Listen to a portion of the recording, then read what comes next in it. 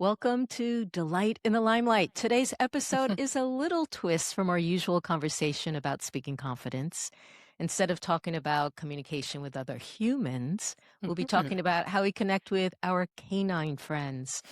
Now, whether you live with a dog you adore but have some concerns about, or you want to feel more at ease around other people's dogs, this conversation will have something for you.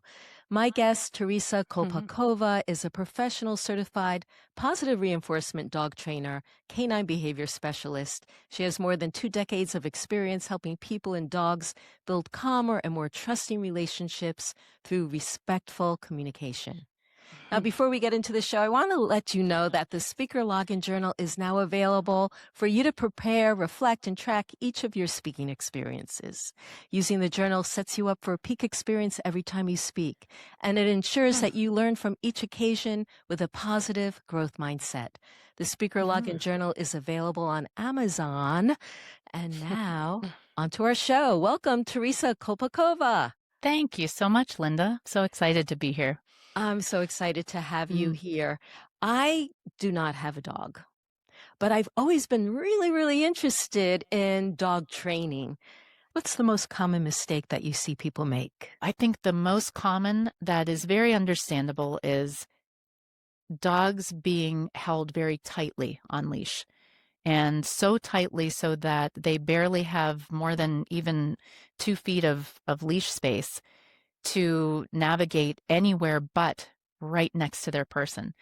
And it's so frustrating for the dog, and it creates so much from what I've experienced, I've seen a lot of reactivity and behaviors that become overly anxious while on leash appear when somebody is walking with the leash held so tightly to them. And it's just that lack of allowing the dog to experience trust between being in this relationship. I'm trusting you to tether me to you, basically. What I want to do right now is run around and go up and greet normally and turn my body in ways that show I'm not threatening and I just want to play. But what I have to do is walk right next to you. And I'm not allowed to engage in any movement other than that which is controlled by you. That could be very damaging in the long term for dogs to learn that walking on leash is a really anxious time, and anything that appears during that time can trigger them, basically because they're feeling like, I have no way to naturally navigate this situation, and also I have no choices. My choices are being made for me. And dogs are very independent minded, as much as they're a gregarious lot. If they grow up socially and they're okay in a social setting based on their hardwiring, they're generally a very social animal. But if they're made to have situations daily that require them to give up their choice, that becomes very difficult. It's very difficult to convince people in order to have a dog walk with you, you've got to give them some space. You've got to let that leash loose and allow for that 6-foot space to happen where they can learn, hey, if I move around and I get too far over to the left or I cross in front of you, you might turn and call me toward you. And that convinces me that I'm actually following you.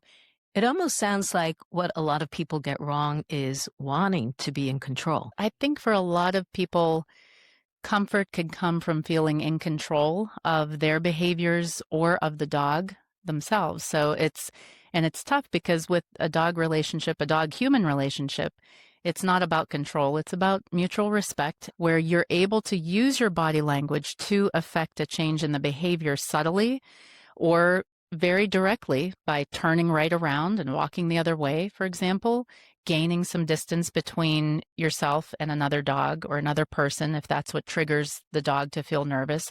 But as what you're asking, with you standing with someone who has a dog that's interacting with someone else, and maybe it's going well, and maybe suddenly it takes a turn, and then all of a sudden, which very often happens on leash, because on leash behaviors can be a 180 from off-leash behavior with the same dog.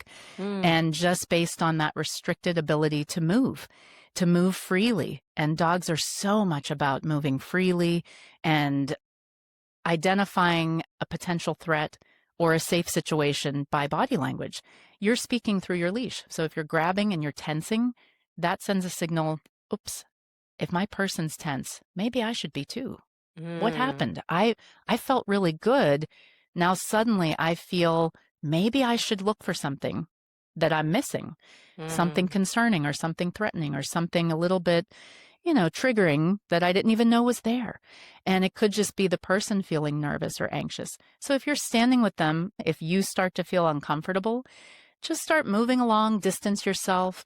Even 5 or 10 feet of distance can make a huge difference where you just walk off and go, look somewhere else or do something else or occupy yourself somehow. But for dogs too, I always suggest to people walking with their dogs on leash, especially, just keep it moving. Keep all greetings very simple. And off leash is when playtime can happen and should happen, or greeting that's extensive beyond maybe 3 seconds. If it's more than 3 seconds, you start to wonder what the intention is.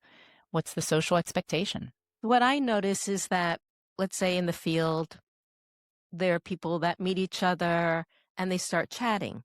Are you suggesting that people don't spend as much time doing that, that the dog will feel more comfortable if these encounters are shorter? Typically a dog will feel more comfortable if they just do a quick greeting and move along when they're on leash, when they're restricted. If one of the dogs does want to move away from the other and knows that they physically can't, that could start to create some angst and a little bit of anxiousness that could then turn to some, snapping or growling or things that are trying to signal to the other dog, hey, I need you to back off. Mm-hmm. And the other dog can't Mm-hmm. because the people might be talking and maybe not even observing the interaction at all at that point, thinking, oh, well, they were fine when they met, so they're good. I really don't want to stick next to this Mm. guy. He's starting to get too playful, or he's starting to sniff me too much. So typically, I So would say shorter yes, is a short better. greeting on leash is Yeah. best when they can't move around. So do you use food treats? Yes, How, basically anything that motivates the dog to want to learn and want to come that is positive. So it could be a toy, could be attention, a chest rub or getting ear scratches, and that's what that dog loves the most. Or treats. Very high value treats need to be broken out when you're in a very distracting, wonderful environment like a field. I've worked with a dog once who loved blueberries. And so we took a handful of blueberries out with us everywhere. And that was what got her to focus. As soon as the blueberry appeared, she would come to you from anywhere. So uh-huh. So let's say that particular dog is kind of like running around and you want to train her to come back. Would you just say blueberry? you can shape any cues you want, but ideally you need to shape them before being in a distractive environment. That reminds me how my sister has this large poodle, Jackson, and Jackson would go crazy on walks whenever he'd see another male dog. He pulls so hard that she's wrenched her shoulders. She's been dragged on the ground. And the first thing she did was, instead of wearing sandals, she'd wear hiking shoes to give her more traction. And she'd like cross the street or change her route to avoid those dogs. And then after about a year, she started to bring treats with her. And when she would notice in the distance one of those male dogs, she'd stop with Jackson, give him a treat and calm him down and say nice things to him. And it worked. And what I'm realizing now is it's just what you're describing. You're respecting where the dog is and you're changing your body language. So rather than her tensing up, she was creating a different experience for them both. That's so cool. So speaking of training, what about teaching dogs tricks like paw, sit down, roll over? Are these just fun or are they also beneficial? Absolutely. Anything you can teach your dog each day, every moment is a training moment for dogs, and keeping it positive and fun, the more the animal wants to learn. I always say to make sure to let them know good job, or good sit, good down, good calm, whatever it is you're trying to teach, to shape, keep them on their toes because they're so smart. And then convince them to move toward you and sit again. If you're walking and they're following you just out of curiosity and you stop, if they stop and look at you, put a cue to it. Just tap your eye when they look up. Good, watch me, or look, focus. whatever you want to say, and always using their name in a positive way, using it once. You don't want to keep saying sit, sit, sit, sit. You want to just say it once and then try to encourage the behavior. Sometimes you can use a treat or a motivator like a toy to get them to look upward to it, to help them to sit back. And the praise is essential. So you mentioned tapping the side of your eye and saying, "Watch me."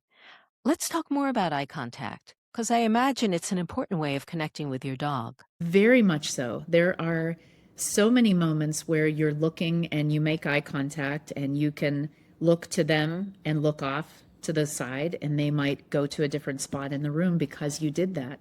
Or with some herding breeds that I've worked with, just looking at them and looking down at the ground could be a signal for them to sit or to lie down. And they're that quick where they will watch everything. If you have done it once, they sometimes will be able to repeat it in under 5 seconds. Some breeds and breed mixes will have different tendencies to look more directly at you. I've noticed with huskies or with pit bull and their mixes, a lot of them will stare right at you, waiting to see what your eyes are telling them in terms of direction. So how do you build that into a cue? When they look at you, you tap the corner of your eye and say, "Look at me, watch me up here." Or if they stop and don't look, you can make a little, kissy noise or something that attracts their attention to look up. When they look up, "Oh, good, watch me." So you're using what you can to attract attention, to focus to me as your fearless leader who's trying to help guide you into calm situations or fun situations that aren't dangerous, but to gain access to those resources that you really want, like being off leash in the field or going out into the yard or having your food bowl set down or getting a toy that you really like. To gain that access, you're expected not to jump up and demand it or bark at me to demand it. You're expected to just peaceably for 1 or 2 seconds, "Oh, up here. Good focus. Here you go." You want to start in the least distractive setting possible to start training and capturing and shaping a cue. Then you take it to the field. And daily, you would be practicing it in the field, but ideally with a long line first, a 20 or 30-foot lead that would allow you still knowing, okay, they're not good with coming back yet, but the more they get to stretch out to that full perimeter, and then I call them and they come running back, they start to learn pretty quickly for some dogs that, hey, I have all this space and then I need to check in. So let's say the dogs are off leash, they're running around, everything seems okay, and suddenly one of the dogs starts charging a newcomer or running toward a person. What do you do? That could be very tricky depending on all the circumstances involved. I would say the first course of action would be to try whatever you usually do to get your dog to come to you. If you are going into a field, actually, and frequently that's your way of walking and spending time with the dog is hanging out in the field, which is great. And especially off leash, it's good to build first a recall that is with a very clear, consistent 9 times out of 10, ideally 10 times out of 10, but at least if you could get to 9 times out of 10, they're coming every time I call them with this whistle or with this consistent sound that I can make with my mouth. I do put the leash back on you. So it's always this, hey, I do say hello just to release you back into the field and hanging out playing. So your chance of getting them to come during very challenging times like the one you're describing would be already having something in place that's a cue that you're coming to me consistently enough for some frequent check-ins, and that's reliable.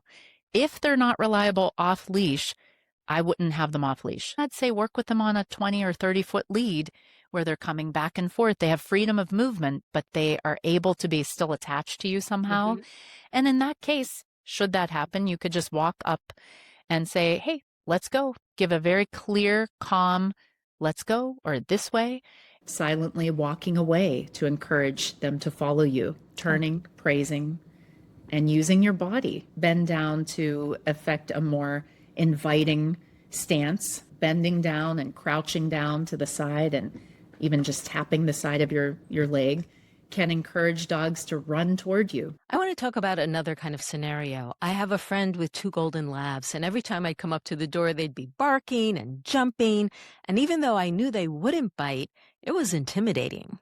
What's going on there? What you could do is to deflect that, is to turn your body away, ideally not using hands because that becomes stimulating and it becomes attention. Even Mm. if it's negative attention, it is attention. So Mm-hmm. you're ideally removing what they do want, which is, I want to greet you. I want to say hi. I'm excited to see you. You're removing that option. If they're jumping up, then that behavior, that doesn't get you that attention. I actually ignore you. But you do say something. The second their paws hit the ground, that's when you could turn and say, good job. And you could give them the attention that's calming to let them know, hey, I love to greet you, but not if you're Mm. way up here. You know, it reminds me of Howard Glasser. I read a book of Oh, his 25 years ago called Transforming the Difficult Child. uh-huh. And he calls it the nurtured heart approach. Mm, And his belief I love is that. that when children are behaving well, we tend to ignore them and get on with our lives. Right. And it's when they misbehave because they're looking for our attention that we get all riled up and give them a lot of energy. And he Exactly. said It's it should be the exactly the opposite, same. that we should meet the things that are undesirable in a very calm, neutral, even boring manner. And when the kids are doing things that we really appreciate, that we Hmm. show that appreciation and we give them our Absolutely. attention. That's why I suggested with the jumping, one of the first things you could do is just ignore. And then you might even walk away. You might even, if you want to help them to train the dogs, really as a long term, if you're there all every week, say you go to the house all the time, you can come in and then whoops, you close the door. If they're jumping at the door, you close it. I'm not coming in. I want to shift a bit. I know you've worked a lot with shelter dogs, dogs that have been hurt or abused or can bite. Can you tell me a little bit about that work? I've worked with shelter staff on bite prevention and in teaching some programs back east in shelters that were focused on helping staff and volunteers to understand body language. If you're respecting the signals they do give, you're communicating directly with them the same way that dogs will communicate with other dogs by using those same signals. And that's why it's a beautiful thing if you can start to understand dog behavior, because they will respond to us the same way they respond to other dogs. They're expecting us to just know it. And so if they look away quickly, it's not an invitation to go and start petting them. If they move away, not to follow them. What If about tone of voice? You talking about being very gentle, relaxed. Sometimes I hear there's a lot of energy put into people's voices, maybe anger, Yeah, and when people get frustrated, frustration. and dogs tend to immediately shy away from that. If somebody starts to get loud, they will either get loud back, where they'll start to bark out of fear or out of a need to hopefully back off that anger and back away from whatever it is that they feel is threatening, even in tone. Or they might just freeze up and cower down or just stand very still for fear of that tone, meaning that they might be hurt or they might be punished, and they don't feel confident to try to back it away. They would rather just kind of freeze. And so there's that freeze mode or flight where they'll just try to hide. And then, that could make the person talk louder or get angrier, and that becomes the pattern. And also, letting them have that space. If they come and seek attention from you, watching how are they seeking it? Are they coming just to sniff? Do they really want you to reach out and start touching? Do they want a hand coming toward them at all? So I always just take a cue directly from the dog. There are some dogs I've worked with in shelters that I haven't touched them at all, but I've put their leash on based on walking by and they've growled. And I just say, okay, I'll come back later. And I might come back in 10 minutes, go and do something else, and then come back and see what their reaction is to me appearing again, looking to the side, standing to the side, not staring directly at them, using my body to be as non-threatening as possible. Just a subtle, slight turn to the left or a turn to the right could help a dog ease their anxiety of, okay, they're not intending to encroach into my space. But in doing so, also noticing if that dog has growled at me several times when I've passed, maybe third or fourth time, they might not. And they might start to get curious and think, huh. And the reason for that is they're starting to learn that their signals do work. Their Mm. back off signals are respected. They might be able to trust you. It's very easy to get bitten if you keep overriding a signal. I hear this a lot in people I work with who say, well, hey, I don't know why he keeps growling at me. I'm the one who plays with him and feeds him and does all this stuff. And when we talk about the situation, it might be over a resource, which could be an object, could be a person, could be a yard space, could be a couch space. And we work backwards to see what it is that's actually causing that emotional feeling to come up of, hey, I need you to back off. So in backing off, it means us releasing our control over saying, I want you to listen to me, but I'm also listening to you. If you're not comfortable, I'm going to try not to take it personally.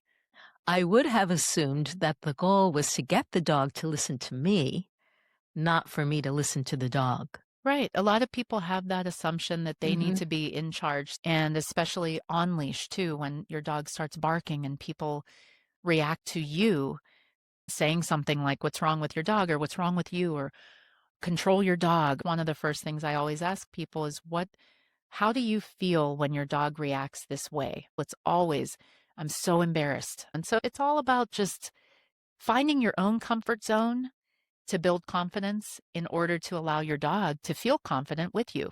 It seems like there's a lot more nuance and possible kinds of interactions that we can have with our dogs than we are taking advantage of. We are also limiting our experience with dogs, not We just for really the are. dogs, but for us. It's very true. There is so much you notice when you start to stop being a human for a bit. just try to be as present as you can be in watching what you're doing and how you're doing it and how it might be perceived. That's beautiful. It's more reflective, and I feel that even with like speaking. So I have a speaking journal right now, and I have people journal about what they want, what they're looking forward to, what they're grateful for, how they want to feel. We can do the same thing with our dogs, right? And then after the experience, I have them debrief it. And this kind of, I feel like we don't do enough debriefing in our lives. We don't do enough reflection. Just at the end of the day, okay, how did it go with my dog today? What This did I is a, like about it? What I did I love feel that you think that uncomfortable? way. We can talk So, about making a dog journal. so I've actually suggested that to people and said that you can do it in a way that, is fancy or is not fancy as you want, but keep a journal for the next couple weeks, especially when they've just brought a dog home and they're not sure what the patterns are of going out and finding a spot to go to the bathroom and doing all kinds of things with just when is their most excited time of day? When are they most wanting to play or most wanting to nap? Noting all these behaviors and noting time of day or situation. Did they get exercise that day or not? The mental engagement is so important each day to keep them thinking of figuring out problems. They're natural problem solvers. So give them tasks to do. Give them their food, half of it in a bowl, half of it in a puzzle toy. Let them work it out. Food in a puzzle toy? What do you mean by that? Yeah. So there are lots of an incredible amount, a plethora, I like to say, of food puzzle toys that you can just figure out what your dog is into in terms of balls or actual puzzles that they have to slide back and forth with their nose or with their paws, and just using their mind to figure out how do How to I get get at to the this. food. Yes, Oh, and you got can, it. I always suggest don't put all of it in the puzzle toy at once, because then they'll look at you and think, well, where's my bowl of food? So you want to do a half and half and just say, hey, each mealtime could be really fun where they have to scavenge for it. When dogs get bored, what's one of the things most of them might do if they have tendency to be left too long for their comfort level? They might start to chew things up. They might start to look for ways to alleviate that stress. So giving them choices by saying, hey, during the day, you have choices of food puzzle toys to work out things. When I leave, I give you this and you work it out. And it not only helps them to feel like you leaving isn't so bad, it's not so bad to be left on my own. So you're giving them something to do, plus you're pairing that with the act of chewing itself helps them to de-stress. Theresa, I love your way of thinking of how we can be with our dogs. It's so much more calm, more subtle, more reflective. It's more of a conversation and connection. Thank you so much for sharing your wisdom and experience with us today. And if you'd like to reach out to Theresa, you can reach her via email at teresakolpakova@gmail.com. That's Theresa with a TH, Eresa. Kolpakova is KOLPAKOVA @gmail.com. I'll put that in the show notes. And to my listeners, one of the surprises in this conversation was Theresa's idea of how journaling about your dog can change your relationship to them. Reflection is a practice for any kind of growth, which is why I created the Speaker Login Journal. If you want to change your relationship to your speaking and bring more of an intentional practice to it, you can find it on Amazon. I'll put that in the show notes too. Until next time, I wish you delight in all your Limelight moments with all the people and animals in your life.